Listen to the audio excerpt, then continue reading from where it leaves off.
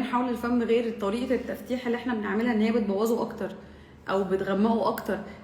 احنا كمان ساعات بنعمل حاجات في حياتنا تسبب غمقان حول الفم غير موضوع بقى التفتيح والتقشير.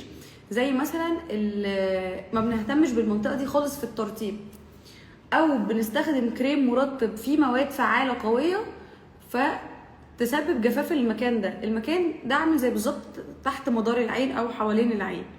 زي كهبه لما بنحرم منطقه حوالين الفم من الترطيب مع دخول الشتاء كمان وزياده الرطوبه في الجو او البرد في الجو، تبدا المكان ده ينشف. لما ينشف يبدا يلتهب ويجف، يبدا يسمر. هو انا سمعت مؤخرا ان معظم الدكاتره، حتى الدكتور اللي كشفت عنده قال لي غلط مسقط البيت. هل ده صح يا دكتوره؟ ايوه يا يارا، ده صح جدا.